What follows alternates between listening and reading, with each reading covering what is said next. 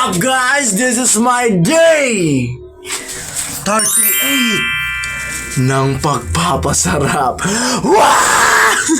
So nandito na naman tayo guys sa ating panibagong video, panibagong vlog, panibagong araw ng mga video natin ngayon guys ng pagpapasarap guys. So ngayon guys, kakagising ko pa lang guys dyan guys. Kung napapansin nyo, huyam na huyam ako dyan. Oh, huyam. Huyam na huyam. So ayun guys, kaya agad ako guys. Pagkagising ko guys is nagtimpla na rin ako ng aking kape. Ng aking black coffee. Nescafe baka naman. Kada sa video ko meron ako nitong Nescafe steak. So yan guys, para ma-boost yung energy natin guys. Yan yung tinitik natin guys ngayong araw guys. Yan. Medyo mapula-pula pa yung mata natin guys kasi nagulan tayo guys kasi naglaro tayo ng basketball. Kakulop kahapon guys.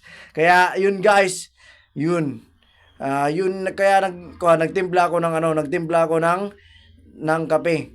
Kung napapansin nyo guys, may kausap ako dyan si Papa guys. Nag-i-istorya kaming guys. So napasok pa nga ako dyan guys ng kape guys.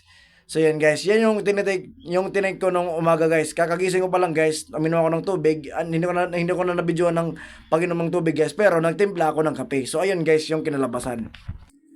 At pagkatapos ko guys, syempre guys, hindi mawawala yung napapansin yung daily routine natin guys na hindi mawawala yung daily routine na yung creatine natin guys. Kaya dyan guys, kinuha ko yung creatine dyan guys. Yan. Hindi pala nakita sa video guys yung creatine ko guys. Pero napansin nyo guys, nakita nyo yung scope guys. Kaya yun guys, uminom ako ng creatine guys. Kala nyo kung anong ginagawa ko dyan ha. Alam ko yung iniisip nyo ha. So yun guys, kumuha ako ng creatine guys. At saka, syempre iinom ako ng tubig guys. Kapag nagtitake kayo ng creatine guys, make sure na umiinom kayo ng maraming tubig. So ilalagay ko sa comment section yung link guys kung saan ko ito nabili. I-click yun na lang yung link. At pagkatapos ko mag-walking guys is nag-take na rin ako ng lunch guys.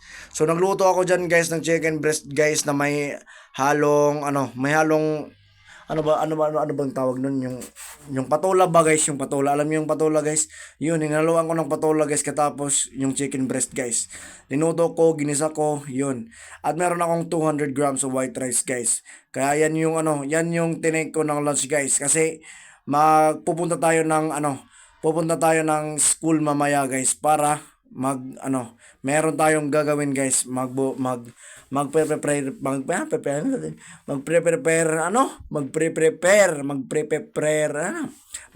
guys ng handa guys, kasi magki-criminology days kami na guys.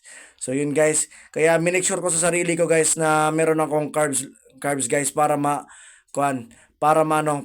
hindi tayo mag-collapse doon guys, kasi sobrang init guys ng panahon guys. Kaya kailangan natin ng fuel sa katawan guys. Sa hindi nakakaalam guys, yung carbohydrates guys is source of fuel sa katawan natin guys. Yan yung sisilbi nating energy. Yan yung nagsisilbing energy yun guys sa katawan natin guys, yung carbs. Yun. So pa-comment nga sa baba guys kung ano yung lunch nyo guys para makita ko. So nandito lang muna sa video guys. Nandito lang ako sa school guys. Make it follow na lang ako guys. Palike na rin at share. So, nasa day 38 na tayo guys. So, see you sa day 39 ng pagpapasarap. Bye-bye! Mwah!